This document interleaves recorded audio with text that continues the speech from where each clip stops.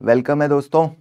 आज हमारी सीरीज़ के तीसरे लेक्चर में तो दो अकाउंटिंग स्टैंडर्ड आपसे डिस्कस कर चुका हूँ। ये जो हमारी एक्सप्रेस सीरीज़ है अकाउंटिंग स्टैंडर्ड की पूरी भरमार लेके आएगी आपके लिए। कई सारे अकाउंटिंग स्टैंडर्ड डिस्कस करने वाले हैं और दो प्रोमिनेंट अकाउंटिंग स्टैंडर्ड जो अभी तक डिस्कस करे कौन कौन से, IAS 36 इम्पेयरमेंट के बारे में डिस्कस किया, IAS 40 डिस्कस किया, इन्वेस्टमेंट प्रॉपर्टी के बारे में। और आज आप लोगों के लिए लेके आया हूँ उसी सीरीज़ में IAS 23 बोरोइंग कॉस्ट। तो बच्चों ये सीरीज में कई सारे अकाउंटिंग स्टैंडर्ड, कई सारे टिपिकल अकाउंटिंग स्टैंडर्ड जो बच्चों को टफ लगते हैं धीरे धीरे मैं लेके आऊँगा। मिक्स है सीरीज में, कुछ बहुत ज़्यादा टिपिकल अकाउंटिंग स्टैंडर्ड भी रखे हैं मैंने, कुछ ऐसे अकाउंटिंग स्टैंडर्ड जो बच्चे छोड़ के जाते हैं, ईजी हैं बट बच्चे एग्जाम में छोड़ के चले जाते हैं। They don't focus too much और उसी से पेपर आ जाता है। तो जहाँ फोकस नहीं करोगे वहीं पेपर आ जाएगा। तो ACC एग्जाम में बच्चों छोड़ के कुछ भी नहीं जाना है, करके सब कुछ जाना है। तो उसी बात से आपका दोस्त, आपका मेंटोर स्टार्ट करता है IAS 23 बोरोइंग कॉस्ट। तो बहुत अच्छे से सर के साथ समझना है, पढ़ना है, बहुत डिटेल में पढ़ाऊंगा। छोटा सा अकाउंटिंग स्टैंडर्ड है, मेरे साथ एक बार पढ़ लो, दोबारा कभी दिक्कत ही नहीं आएगी। 15 से 20 मिनट में रिवाइज कर लो भाई। अगर अपन को 2 से 4 मार्क्स का सिंगल एंटिटी में कोई एडजस्टमेंट बन के आ जाती है, सेक्शन AB में आ जाता है, इसके ऊपर से क्वेश्चन, तो क्या बुराई है बच्चों, फ्री के मार्क्स हैं आपके लिए। तो फोकस रखना इस पे, ढंग से समझो इन चीज़ों को। पूरा का पूरा अकाउंटिंग स्टैंडर्ड कवर कर दूंगा, दोबारा कभी पढ़ने की जरूरत ही नहीं पड़ेगी। और नोट्स में सारी चीज़ें मैंने डाली हैं इसकी, जितनी भी इंपॉर्टेंट चीज़ें। तो देखो मेरे साथ, कहता है IAS 23 बोरोइंग कॉस्ट। ठीक है सर, बोरोइंग कॉस्ट पे बात करता है, की प्रिंसिपल्स बता रहा है हमें बोरोइंग कॉस्ट के। तो बच्चों पहली बात तो बोरोइंग कॉस्ट का मतलब क्या समझे। तो बोरोइंग कॉस्ट का मतलब सिर्फ इतना सा है कि जब अपन पैसा लेते हैं, किसी से पैसा लेते हैं उधार पे, लोन लेते हैं, तो उस लोन के ऊपर अपन को ब्याज देना पड़ता है, इंटरेस्ट देना पड़ता है। भाई कोई पैसा फ्री तो मिलेगा नहीं, पैसे की कुछ ना कुछ कॉस्ट होगी।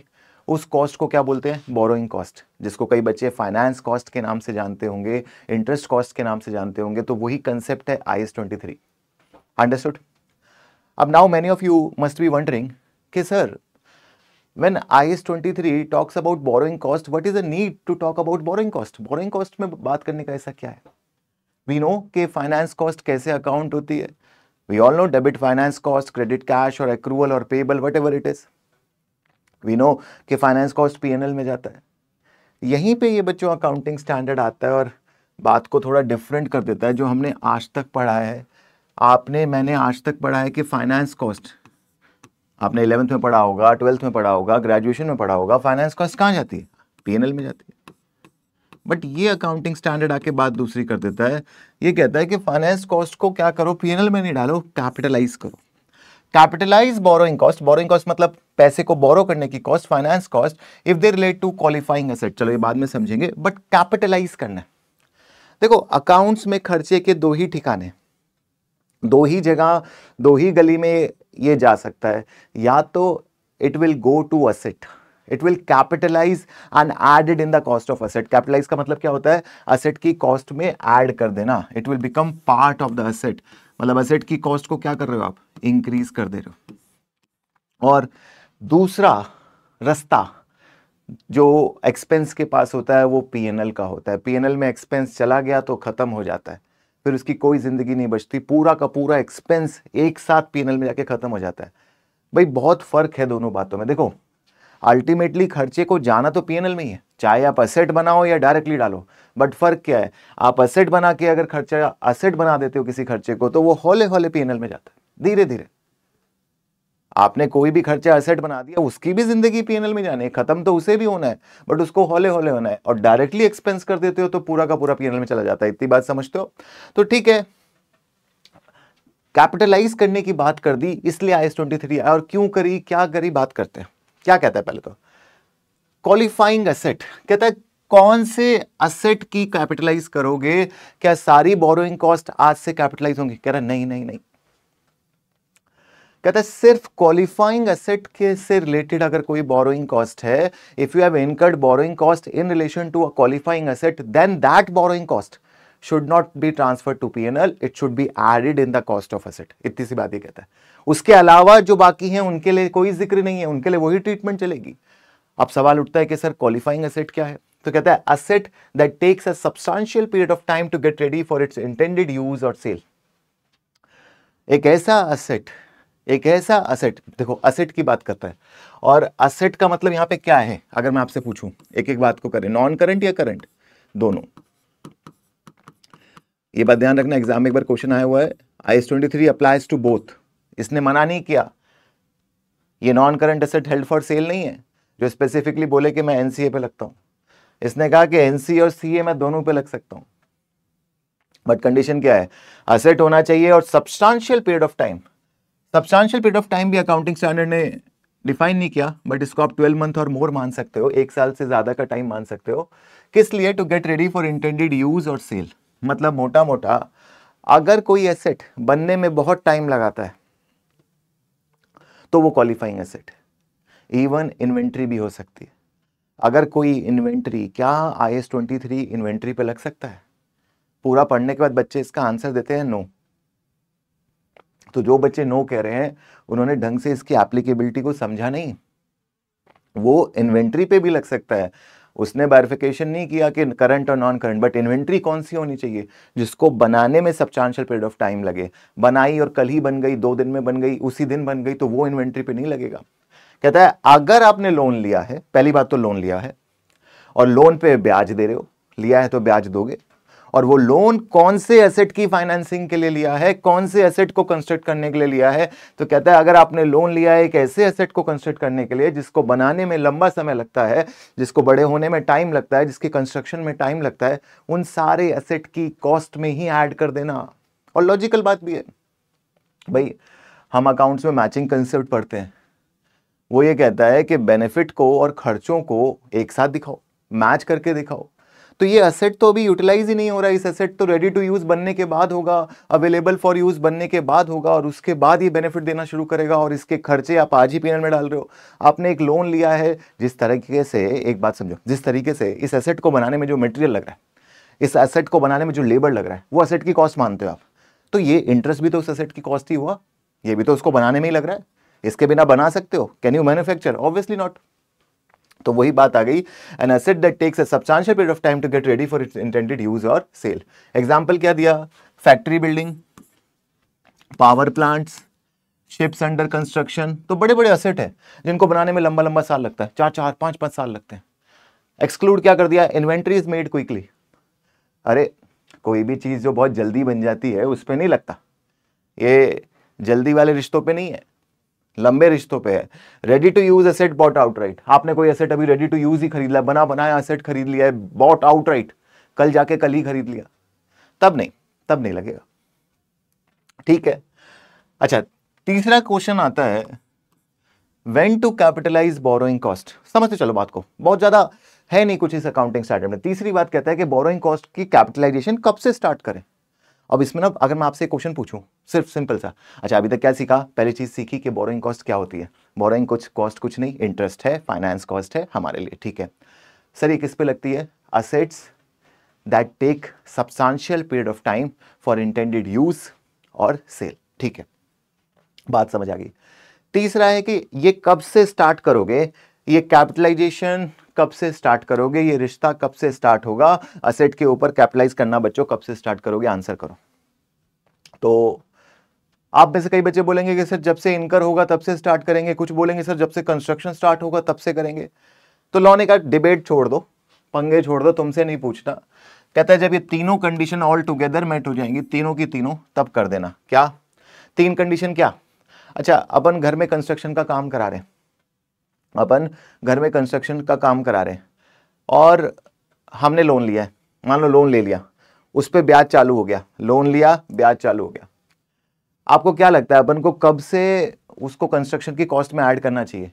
लोन ले लिया, कंस्ट्रक्शन स्टार्ट ही नहीं करिए, लोन ले लिया, कंस्ट्रक्शन स्टार्ट ही नहीं करिए, या कंस्ट्रक्शन स्टार्ट करने के लिए सामान ले आए हैं, लेबर ने अभी काम करना शुरू नहीं किया है, एक्टिविटीज प्रोग्रेस में नहीं है।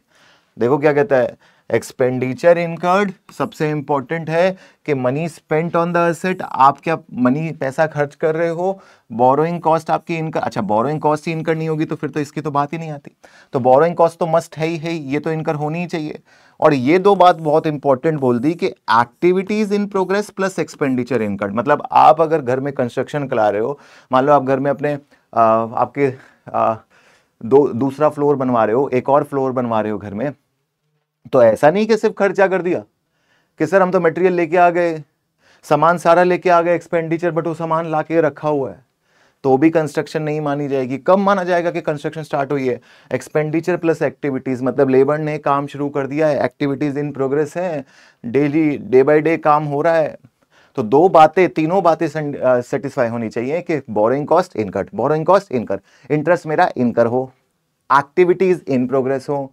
भाई पहले तो आपका इंटरेस्ट होना चाहिए, एक्टिविटी, भाई आपने कोचिंग ले ली, किताबें ले ली, तो मानेंगे कि आपकी तैयारी शुरू हो गई? कोचिंग लेने से, किताबें लेने से थोड़ी तैयारी स्टार्ट हो गई। कोचिंग आपको देखनी पड़ेगी, क्लासेस कंसंट्रेशन से देखनी पड़ेंगी, एक्टिविटीज इन प्रोग्रेस है कि नहीं देखना पड़ेगा। सिर्फ पैसा खर्च करने से थोड़ी नॉलेज आ जाता है, थोड़ी एग्जाम क्रैक हो जाता है, आपको खुद भी उस पर मेहनत करना है। तो लॉ कहता है ये तीनों कंडीशन अगर फुलफिल होंगी तब जाके दिल लगेगा, तब जाके अपन बोरोइंग कॉस्ट को उस डेट से, मतलब तीनों में से जो डेट बाद में है वो होगा। सिंपल बात तो यही होगी ना। मान लो एक्सपेंडिचर इनकर्ड हमने करा जैन में, ये भी हमारी कॉस्ट इनकर्ड हुई जैन में, और एक्टिविटी स्टार्ट कर दी हमने फेब में, तो कैपिटलाइजेशन भी फेब से होगा। तीनों में से जो लेटर डेट बाद में आएगी, तीनों में से जो डेट बाद में आएगी उससे कैपिटलाइजेशन स्टार्ट होगा। आई बात समझ? Suspended capitalisation, stop capitalisation, suspended capitalisation, stop capitalisation. हालांकि एक चार्ट बना के पूरा समझा दूंगा आपको, ये भी समझ लो। सस्पेंडेड और स्टॉप कैपिटलाइजेशन ये क्या कहता है, छोटा सा पॉइंट है बस। कहता है whether is an extended interruption, example weather delay, आपको कैपिटलाइजेशन नहीं करना है।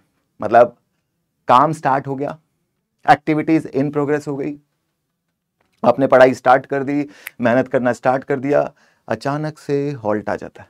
होता है ना, कई बार हॉल्ट आ जाता है पढ़ाई में। अब ये हॉल्ट दो तरीके के होते हैं, एक है नॉर्मल हॉल्ट और एक है एबनॉर्मल हॉल्ट। लॉ कहता है अगर वो नेसेसरी हॉल्ट है, मतलब वो रुकना नेसेसरी है, फॉर एग्जाम्पल अगर कोई इन्वेंट्री है, जैसे कई सारी आपकी फेवरेट इन्वेंट्रीज, बिजनेस की बात करूं, जैसे अल्कोहल बिजनेस की बात करूं, तो जैसे विस्की होती है, तो बच्चों विस्की को मैच्योर होने के लिए ना कई बार होल्ड करना पड़ता है, रोकना पड़ता है उसके प्रोडक्शन प्रोसेस को, वो उसके मैच्योरिटी के लिए ज़रूरी है। तो वो जो हॉल्ट गया, वो जो रोका काम को, वो नॉर्मल कोर्स ऑफ बिजनेस है, वो रियलिटी में डिले नहीं है, वो पार्ट ऑफ प्रोसेस है। तो अगर कोई नॉर्मल नेसेसरी डिले है तब तो आप सस्पेंड नहीं करोगे, कैपिटलाइजेशन करते रहोगे। बट मान लो कोई एबनॉर्मल डिले हो गया, लेबर ने स्ट्राइक कर दी, लेबर काम करने से मना कर देता है, अभी समझाऊंगा चार्ट बना के, तब उस केस में आप उस पीरियड में, भाई फरवरी से मान लो हमने कैपिटलाइजेशन स्टार्ट करी, फरवरी में अच्छा चला, मार्च में अच्छा चला, अप्रैल में अच्छा चला, मई जून में लेबर ने स्ट्राइक कर दी, कहते हम काम नहीं करेंगे, we are not satisfied with the pay and this we are getting overworked, you have to hire more labor, नहीं हो पा रहा है। तो 2 महीने जो काम नहीं हुआ, क्या उस वक्त भी इंटरेस्ट की कॉस्ट को कैपिटलाइज करें? नहीं रे नहीं, नहीं रे नहीं, ध्यान रखना। नॉर्मल थोड़ी है ये, एबनॉर्मल है। भाई तुम पढ़ते पढ़ते बीच में भटक गए, किसी के साथ लग गए, अब नहीं लगता मन पढ़ाई में, गैप कर दिया, तो भाई अब ये एबनॉर्मल गैप है, तुम हट चुके हो पढ़ाई से, वो ध्यान निकालो, वापस आओ पढ़ाई पे, समझो कि यार किस लिए, किस चीज़ को लेके स्टार्ट किया था, क्या पाना है, ये सब टेम्परेरी प्लेजर है, परमानेंट प्लेजर पे जाना है। और फाइनली स्टॉप कैपिटलाइजिंग, फाइनली क्या कहता है, स्टॉप कैपिटलाइजिंग, जब काम हो गया तो स्टॉप, पास हो गए तो स्टॉप, बन गए भाई, एग्जाम हो गया तो स्टॉप। कहता है when the asset is substantially ready, substantially मतलब होने ही वाला है, फॉर इट्स इंटेंडेड यूज और सेल, तब इसको आप रोक सकते हो, कोई दिक्कत नहीं, वो तो फाइनल काम हो गया। तो सर ये समझा दो, आप कह रहे थे चार्ट से समझाओगे, बिल्कुल समझाएंगे बच्चे। देखो एक चार्ट बना रहा हूं, समझ लेना।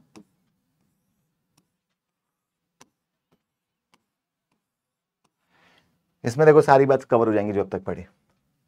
मान लो लोन टेकन, अपन ने जैन में कोई डेट में लोन लिया, मान लो 1 जैन को हमने लोन लिया, सब्सटेंशियल पीरियड ऑफ टाइम मान रहा हूं असेट का, this is just for an example, ठीक है। लोन लिया, कंस्ट्रक्शन मान लो स्टार्ट हुई 1 फेब को, कंस्ट्रक्शन हमने अभी स्टार्ट नहीं करी, पैसा पहले ले लिया, कंस्ट्रक्शन थोड़ा रुक के स्टार्ट करेंगे, पैसे को हमने जुगाड़ पहले कर लिया, ठीक है। कंस्ट्रक्शन स्टार्टेड 1 फेब से। 1 अगस्त में, 1 अगस्त, जून, जुलाई, अगस्त, सितंबर, 1 सितंबर तक स्ट्राइक चली। लेबर ने काम करने से मना कर दिया। लेबर हो गए गुस्सा, लेबर हो गए नाराज। लेबर कहते हैं कि अब हम नहीं करेंगे काम।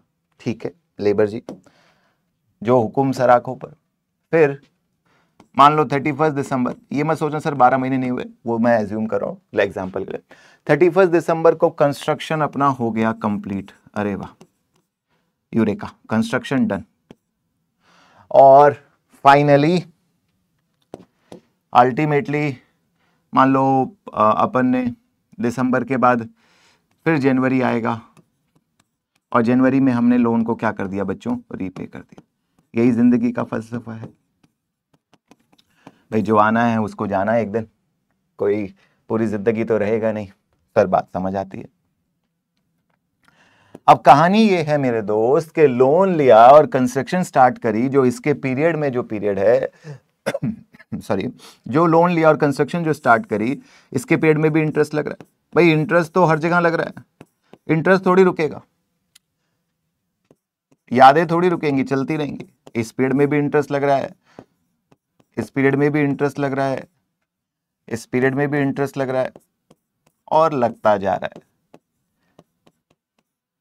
अब इंटरेस्ट तो लग गया, बट कौन सा इंटरेस्ट सही है और कौन सा इंटरेस्ट गलत है वो समझना है। ये वाला इंटरेस्ट कहां जाएगा, कहां जाएगा बताओ। कोई नहीं बता पा रहा है तो बड़ी दिक्कत है बेटा। ये लोन लेने से कंस्ट्रक्शन स्टार्ट करने वाला कहां जाएगा? क्या ये कैपिटलाइज होगा? नहीं।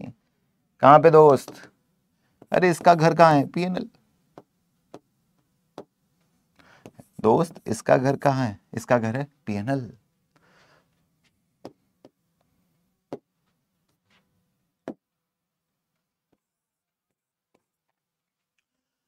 ये वाला इंटरेस्ट, अब कंस्ट्रक्शन स्टार्ट हो गई तो मान लो सारी एक्टिविटी इन प्रोग्रेस है, तो ये बनेगा असेट। अगेन स्ट्राइक, काम रुक गया दोस्त, ये जाएगा पीएनएल में। ये वाला है अगेन असेट, अभी काम वापस चालू हो गया, काम कंप्लीट नहीं हुआ, और काम कंप्लीट होने के बाद तो आम जिंदगी, फिर क्या अल्फा जिंदगी, फिर क्या मेंटोर जिंदगी, ये जाएगा पीएनएल में। आई क्या बात समझ? तो ये है बात, ये है बात जो समझनी है मेरे बच्चों को इस पूरे चैप्टर में। इंटरेस्ट कहां कब कब असेट में गया, कैसे गया, बात को समझी क्या? समझ गए सर? अच्छा, छोटी सी और 2-3 बातें, कहानी खत्म करेंगे कुछ क्वेश्चंस के साथ, फिर प्रैक्टिस को ओवर करेंगे। तो क्या कहता है स्पेसिफिक वर्सेस जनरल? कहता है 2 तरीके की बोरोइंग होती है, एक स्पेसिफिक बोरोइंग होती है, एक जनरल बोरोइंग होती है। सर आपने ये तो पढ़ा दिया, loan loan loan, capitalise capitalise capitalise. Sir निकालेंगे कैसे, इंटरेस्ट कैसे निकालेंगे, रेट कैसे निकालेंगे? क्वेश्चन उठता है दिमाग में, आता है कि सर इंटरेस्ट रेट निकालेंगे कैसे। तो यहां लॉ बड़ा क्लियर है, बड़ी प्यारी बात कहता है लॉ। क्या कह रहा है लॉ? कह रहा है कि भाई बच्चों 2 तरीके की बोरोइंग है जिंदगी में, 2 तरीके की बोरोइंग है। एक को इसने बोला स्पेसिफिक, स्पेसिफिक बोरोइंग, और एक को बोला जर्नल। कहता है अगर आपको लोन की कैलकुलेशन करनी होती है तो लोन की कैलकुलेशन के लिए 2 चीज चाहिए। एक तो अमाउंट चाहिए, भाई कितना लोन लिया, और दूसरा रेट चाहिए। कहता है अमाउंट में दिक्कत नहीं है, अमाउंट तो पता है, कितना लोन लोगे वो पता है, बट रेट में दिक्कत आ जाती है कि क्या रेट लें, लोन का रेट क्या लें, 10% 15%, तो उसके लिए भी लॉ ने गाइडेंस दी। कहता है 2 तरीके के लोन हो सकते हैं, स्पेसिफिक और जनरल। अगर आपने स्पेसिफिक लोन लिया है तब कोई दिक्कत नहीं है, क्योंकि विद स्पेसिफिक लोन आपके पास रेट अवेलेबल है। तो जो रेट पे लोन लिया है उस रेट पे आप कैलकुलेट कर लोगे इंटरेस्ट को। अरे सर क्या है ये स्पेसिफिक लोन, बताओ थोड़ा सा। तो बच्चा स्पेसिफिक का मतलब ये है कि मान लो मेरे को, मैं एचडीएफसी के पास गया, पीएनबी के पास गया, आईसीआई बैंक के पास गया, मैंने बोला कि सर मुझे ये प्लांट बनानी है, ये फैक्ट्री बनानी है, इसके लिए मुझे 100 करोड़ का लोन दे दो 10% के रेट पे। ये स्पेसिफिक लोन है, मैं ये लोन ले रहा हूं स्पेसिफिकली मेरे फैक्ट्री के कंस्ट्रक्शन के लिए, specifically on my factory construction. तो ये क्या बन जाएगा? स्पेसिफिक। ये क्या बन जाएगा, स्पेसिफिक बोरोइंग। अब तो यहां तो कोई दिक्कत ही नहीं है, यही अपन इतनी देर से सोच रहे थे कि सर ऐसा ही होगा, ऐसा ही होगा, बिल्कुल ठीक सोच रहे थे। बट कई बार एग्जाम में देखा गया है कि जर्नल बोरोइंग के क्वेश्चंस भी आते हैं, और ये क्या परेशानी है, जर्नल बोरोइंग की क्या बात है। तो मेरा बच्चा, जर्नल बोरोइंग में क्या होता है कि हम इस बार 2-3 बैंक से जर्नल लोन लेके रखते हैं।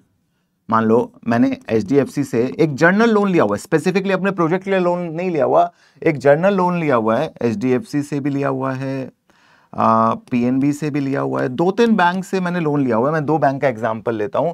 मैंने स्पेसिफिकली फैक्ट्री के लिए लोन नहीं लिया, लोन लिया हुआ है जो मैं किसी भी पर्पस के लिए यूज कर सकता हूं, एक जर्नल बोरोइंग है।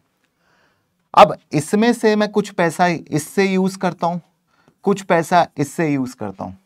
ये मैंने मान लो लोन लिया हुआ है 10% के रेट पे, और PNB से अलग रेट पे मान लो 15% के रेट पे मैंने लोन लिया हुआ है। अब देखो आप कौन सा रेट लोगे, एक आपने 10% पे लिया हुआ है, एक 15% पे लिया हुआ है, आप कौन सा रेट लोगे। ये कहानी समझ आ रही है मेरे बच्चों को, प्रॉब्लम समझ आ रही है। आपने जर्नल लोन लिया, इस बार आप स्पेसिफिक जाके स्पेसिफिक लोन नहीं लिया, थोड़ा यहां से थोड़ा यहां से वहां से। भाई एक तो स्पेसिफिक है, आपको पता है, आप गए आपको मालूम है क्या ऑर्डर करना है, आपने गया स्पेसिफिकली ऑर्डर कर लिया। भाई आपका पिज्जा खाने का मन है, आप पिज्जा ऑर्डर कर रहे हो, बर्गर खाने का मन है, बर्गर खाने का ऑर्डर कर रहे हो। बट अब पिज्जा बर्गर नहीं, अब आप एक मील ऑर्डर कर रहे हो जिसमें सब कुछ मिक्स है, तो वहां प्राइसिंग कैसे होगी, वहां रेट कैसे डिसाइड होगा। HDFC और PNB दोनों से अगर हमने लोन ले लिया है 10% और 15%, और दोनों से यूज कर रहे हैं पैसा, क्योंकि पैसा कुछ कहीं भी यूज हो सकता है, तो दोनों से थोड़ा थोड़ा पैसा निकाल लिया, मान लो 100 करोड़ यहां से निकाल लिया, 50 करोड़ यहां से निकाल लिया, कितना भी लोन लिया उसको यूज कर रहे हैं, तो रेट कौन सा लगाए। तो इसका आंसर बड़ा सिंपल है ना, हर बच्चा जानता है कि सर एवरेज कर देंगे। बिल्कुल, इसको हम बोलते हैं वेटेड एवरेज। और वेटेड एवरेज कैसे करोगे, तो वेटेड एवरेज करना भी बड़ा सिंपल है, बता देते हैं। टोटल जितना भी आपने लोन पे, दोनों लोन पे इंटरेस्ट जितना बन रहा है आपका, टोटल इंटरेस्ट, जितना भी टोटल इंटरेस्ट बनेगा बच्चों, डिवाइड बाय टोटल लोन, जितना आप लोन लोगे इनटू 100। ध्यान रखना, total interest by total loan into 100, ये आपका क्या हो जाएगा, एवरेज रेट हो गया। अरे एग्जाम्पल देख लो, चलो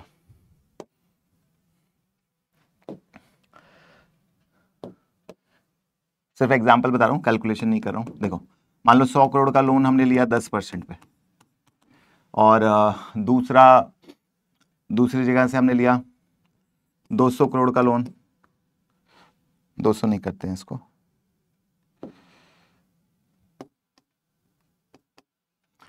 300 करोड़ का लोन लिया दूसरे बैंक से, ये 20% पे लिया।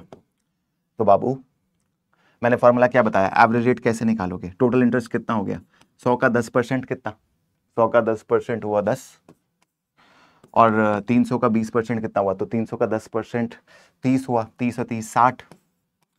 कैलकुलेशन देख लेना, कुछ गड़बड़ कर दे सर तो 70, परेशान नहीं होना, 300 और 400, कंसेप्ट को ध्यान रखना, इनटू 100, तो जो भी आएगा वो आपका रेट बन जाएगा। अब जितना भी लोन आप पैसा लगा रहे हो उसको इस रेट पे आपको मल्टीप्लाई करके इंटरेस्ट निकाल लेना है। अगर आपको एग्जाम में क्या दिया हुआ है, जनरल बोरिंग में total interest upon total loan into 100, एक वेटेड एवरेज रेट निकल गया, ना 10 ना 20, ना 10 ना 20, दोनों के बीच में। भाई ऑब्वियसली इसको वेट ज्यादा मिलेगा, 300 करोड़ है, ये 100 करोड़ है, तो उस हिसाब से आप वेटेज लोगे, उस हिसाब से ज्यादा 20% की तरफ मूव करता हुआ आपका रेट आएगा। आती है बात समझ सर की। तो यही बात यहां पे मैंने लिखी भी है मेरे दोस्तों के लिए। क्या क्या कहते हैं specific loan actual interest minus income from temporary investment surplus. General borrowing use capitalisation rate, weighted average interest rate into expenditure on asset, जितना भी एसेट पे एक्सपेंस किया। तो ये जनरल बोरोइंग है। ये क्या बात आ गई, ये एक पॉइंट फिर आ गया, क्या है ये, कहता है actual interest minus income from temporary investment surplus. अब होता क्या है बच्चों, ये भी बड़ा अच्छा कंसेप्ट है, इसको भी आपको समझा देता हूं। एग्जाम में टेस्ट होगा तो यहां पे भी बच्चे दिक्कत कर देते हैं, कई बार गलतियां हो जाती हैं, आप लोगों से नहीं होंगी। प्यारे प्यारे बच्चों, बात को समझो सर की। मान लो अपन ने लोन लिया 100 करोड़ का 10% के रेट पे, और बच्चों कितना बना, मतलब पूरे साल का अगर मैं लोन लगाऊं तो कितना बना, पूरे साल का 100 करोड़ पे हमारा 10 CR बना।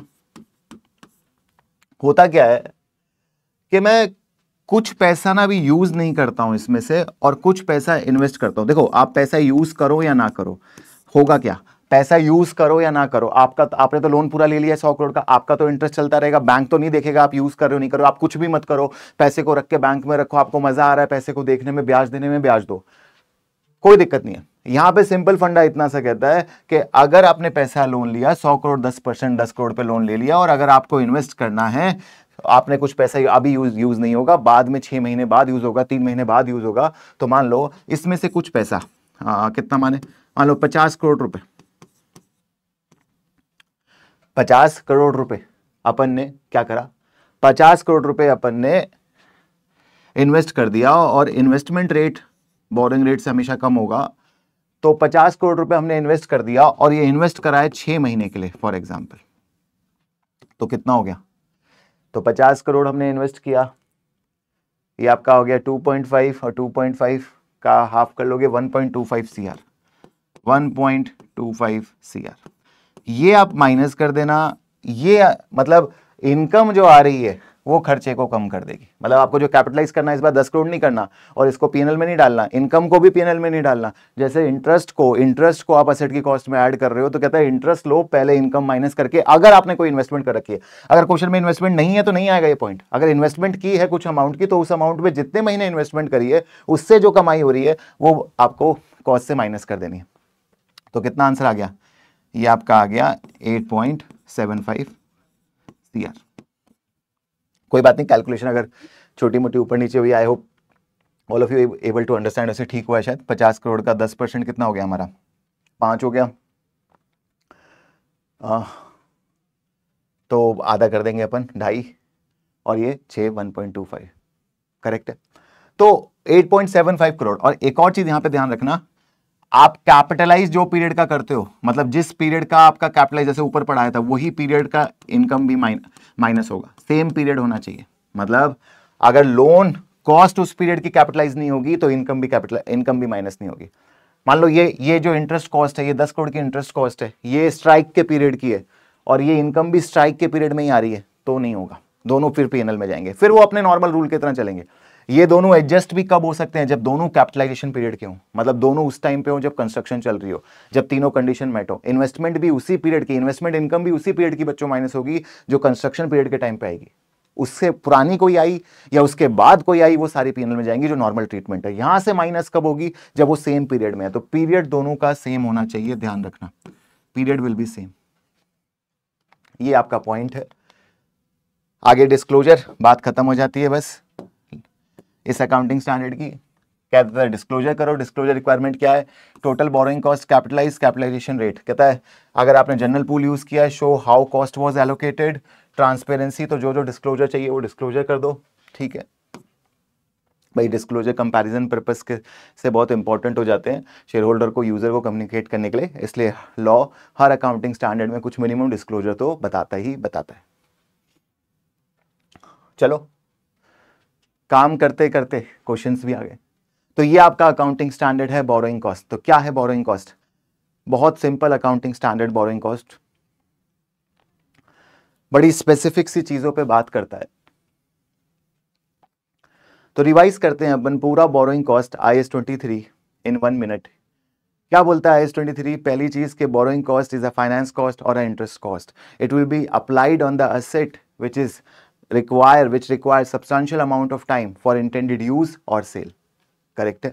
इसके बाद 3 कंडीशन होनी चाहिए, एक्सपेंडिचर इनकर होना चाहिए, एक्टिविटीज इन प्रोग्रेस होना चाहिए, बोरोइंग कॉस्ट इनकर होनी चाहिए, तभी कैपिटलाइजेशन स्टार्ट होगा।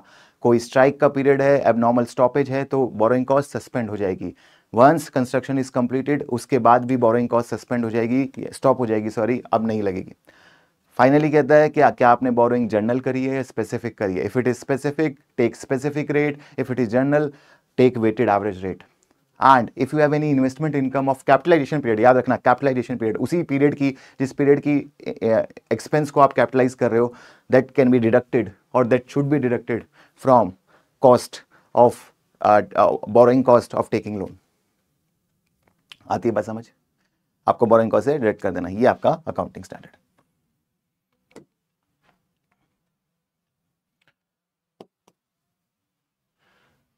Orinco borrowed, क्वेश्चन लिया है सर आपके लिए। Orinco borrowed 3 million at 9% to finance construction of a factory. Work project began on 1st June. First million loan was not required spent until September. So reinvested, तो reinvested का भी लिया है, परेशान होना ही नहीं है कि सर reinvested वाला पॉइंट का एक क्वेश्चन करा दो, बच्चे के मन में आ रहा होगा। What amount of borrowing cost should be capitalized for the year end to 31st December? तो पूरा पैकेज क्लास है ये, सब कुछ तैयार करा देगी क्वेश्चन के साथ साथ, बिना क्वेश्चन की क्लास ही नहीं आई है, फुल फ्लैश क्वेश्चन आई है, इसके बाद कुछ करने की जरूरत नहीं है। Orinco borrowed 3 million at 9% to finance the construction of factory on 1st May 2017. भाई बोरो कब किया है इसने? अच्छा, ईयर एंड कब होता है? 31 दिसंबर को। बहुत ध्यान रखना ये डेट की चीजें, डेट को सीख लो वरना फंस जाओगे। 1 मई 2017, ठीक है। और the project began on 1 June. Project कब बिगिन हुआ? 1 जून को। कोई दिक्कत नहीं है, तो आप कैपिटलाइज करोगे नहीं। आपसे पूछा क्या है, रिक्वायरमेंट को हमेशा 2 बार पढ़ लिया करो, कैपिटलाइज करना पूछा है तो यहां से नहीं कंसीडर होगा 1 जून से, क्योंकि प्रोजेक्ट या कंस्ट्रक्शन जो लेटर डेट है उससे कंसीडर होगा। $1 million of loan was not required to spend until 1 सितंबर, सो री इन्वेस्टेड। अच्छा, $1 million चाहिए नहीं था, लोन तो अपन ने 3 मिलियन का ले लिया, बट 3 मिलियन का लोन ले लिया और 3 मिलियन पे अपन को 9% पे ब्याज देना है।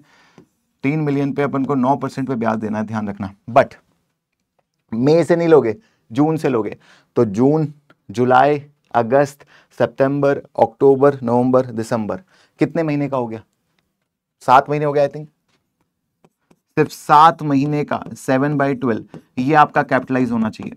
भाई आपने तो लोन पहले से ले लिया, बट जून, जुलाई, दोबारा काउंट करो, जून, जुलाई, अगस्त, सितंबर, अक्टूबर, नवंबर, दिसंबर, 7 महीने का बच्चों, 7 महीने का हम कंसीडर करेंगे, 1 मई से नहीं करेंगे, मई का नहीं कंसीडर करेंगे, याद रखना। और वैसे ही इन्वेस्टमेंट इनकम कब से करी हुई है? 1 million was not required to be spent until 1 September, so reinvested। इसको भी अपन ने री इन्वेस्ट कर दिया, 1 मिलियन को मानेंगे स्टार्टिंग से, बट ये 1 मिलियन भी, 1 मिलियन पे कितनी कमाई हो रही है? 7%। कितने महीने की कमाई लोगे? तो जून से कब तक ये? 1 सितंबर तक। तो जून, जुलाई, अगस्त, सितंबर का तो फर्स्ट ही है, 3 महीने का। ये जो आएगा ये माइनस हो जाएगा। भाई इन्वेस्टमेंट इनकम जो माइनस करनी है, इन्वेस्टमेंट इनकम ज्यादा हुई है, बट माइनस कौन सी? कैपिटलाइजेशन पीरियड में कितनी हुई है, वही तो माइनस होगी। देखो आपको समझ, ये देखो सॉल्यूशन ठीक किया बिल्कुल सर ने कैलकुलेशन। अरे 1 जून से 31 दिसंबर का कैपिटलाइजेशन पीरियड है, तो 3 मिलियन 9%, 7/12 कितना हो गया? 1,575,100। ये हमारे एसेट की कॉस्ट में ऐड होगा, इससे पहले का पीएनएल में जाएगा। सेम 1 जून से 31 अगस्त, 1 जून से 31 अगस्त, ध्यान रखना हमारे पीरियड में, कैपिटलाइजेशन पीरियड में कितनी इन्वेस्टमेंट इनकम हुई है? 31 अगस्त के बाद तो अपन इन्वेस्टमेंट ही नहीं करी, और स्टार्ट कब करी? पहले से कर दी थी, स्टार्ट 1 मई से कर दी थी, बट 1 मई वाली नहीं लेंगे, कौन सी लेंगे? 1 जून वाली। आती है बात समझ? 1 मिलियन 7%, 3/12, और इसका हो जाएगा 17,500। आंसर कितना आ गया? 1,40,000। तो ये चीज ध्यान रखना, amount to be capitalise. Sir इसके अलावा जो बचा हुआ इंटरेस्ट है 1 मई से 1 जून का, वो सारा पीएनएल में जाएगा, चाहे इनकम हो चाहे एक्सपेंस हो, ध्यान रखना। ओके, एक क्विज क्वेश्चन केबीसी मेरे दोस्तों के साथ, कहता है IAS 23 makes capitalisation mandatory for interest relating to qualifying asset. कहता है IAS 23 capitalisation mandatory for interest relating to qualifying asset. कहता है IAS 23 ने कैपिटलाइजेशन मैंडेटरी कर लिया, आपके हाल पे नहीं छोड़ा कि आप कर सकते हो नहीं कर सकते हो, बिल्कुल ठीक कह रहा है, मैंडेटरी कर दिया। कहता है कौन सा, अब ये वाले कंसेप्चुअल क्वेश्चन बड़े दिक्कत करते हैं, which of the following qualitative characteristic is most relevant. कहता है इसमें से कौन सी क्वालिटी मोस्ट रेलिवेंट है? ईमानदारी से आंसर करना इसका, आई नो काफी बच्चे इसमें गलत कर देंगे। मोस्ट पूछा है, कहता है कि रेलिवेंट तो आप सारी ही बता दोगे, ये मोस्ट में बड़ी दिक्कत हो जाती है भाई। आप सबसे ज्यादा किसको पसंद करते हो? अगर आपसे कोई पूछ ले कि ये भी हैं और बी भी हैं, आप दोनों में से सबसे ज्यादा किसको पसंद करते हो? तो बड़ा मुश्किल क्वेश्चन है ये। आपको दो में से एक को चुनना हो तो किसको चुनोगे? बड़ा मुश्किल क्वेश्चन है, आता रहता है जिंदगी में। तो यहां पे भी वही बात है कि which of the following characteristic is the most relevant, कहता है चारों में से मोस्ट रेलिवेंट कौन सी है? चारों रेलिवेंट हो सकती है, मोस्ट रेलिवेंट कौन सी है? ये क्यों, मतलब इस बात के पीछे फंडा क्या है, IAS 23 का कंसेप्ट क्या है, कौन से फंडामेंटल क्वालिटेटिव कैरेक्टरिस्टिक, दो तरीके की कैरेक्टरिस्टिक होती है ना फाइनेंशियल स्टेटमेंट इन्फो की, क्वालिटेटिव और कैरेक्टरिस्टिक, कंसेप्चुअल फ्रेमवर्क में हम पढ़ते हैं। तो यहां पे कहता है कि किस फंडे से ये लॉ बना है, क्यों मैंडेटरी किया गया? पहला कहता है वेरीफाइबिलिटी। अब देखो आंसर समझना, क्या ए होगा? ऑब्वियसली नहीं। क्यों सर? बाबू वेरीफाइबिलिटी बताता है कि इसका फंडा यह है कि क्या दो जने, दो इंडिपेंडेंट, दो अकाउंटेंट, दो ऑडिटर सेम कंक्लूजन पे पहुंचेंगे अगर वो इंडिपेंडेंटली वेरीफाई करें किसी चीज को। तो ये वेरीफाइबिलिटी वेरिफिकेशन की बात है, कैलकुलेशन की बात है, और यहां तो बात ही अलग करी गई है। ये तो कैपिटलाइजेशन की बात कर रहे हैं, वेरीफाई करने की बात ही नहीं कर रहा। IAS 23 तो आपको वेरीफाई करने का तरीका थोड़ी बता रहा है। IAS 20 थोड़ी कह रहा है कि कैपिटलाइजेशन से आप कैसे वेरीफाई करो। इट्स मोर अबाउट अप्लाइंग कि कितना ऐड करना है। It's not, it do not talking about verifiability. तो वेरीफाइबिलिटी हो नहीं सकता। कंपेरेबिलिटी पे अभी आते हैं। एक बहुत प्रोमिनेंट आंसर बच्चों का होता है रेलिवेंस। बहुत आपको भी सी आ रहा होगा, है ना? तो बच्चों सब जानते हैं आपकी दिल की बात है सर, पता है क्या है दिल में। वेरी रेलिवेंस भी गलत है। अरे रेलिवेंस भी गलत है, कैसे सर? रेलिवेंस कैसे गलत है भाई? रेलिवेंस का क्या मतलब है? ऐसी कोई भी इंफॉर्मेशन जो यूजर के लिए सिग्निफिकेंट है, जो उसके डिसीजन मेकिंग को इंपैक्ट कर सकती है, उसको डिस्क्लोज करो, ये रेलिवेंस होता है भाई। कोई बात ऐसी मत छुपाओ या क्लैरिटी से बताओ जो उसके यूजर को डिसीजन मेकिंग के लिए हेल्प कर सकती है। बट क्या IAS 23 का ये मकसद है? क्या वो रेलिवेंस को प्रमोट कर रहा है?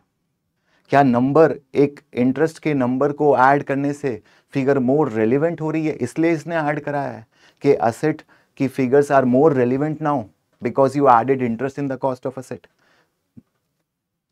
In some word you can say yes sir, they are making more relevant, but again relevance is not the primary criteria of IAS 23 to decide that why they are making this capitalization mandatory.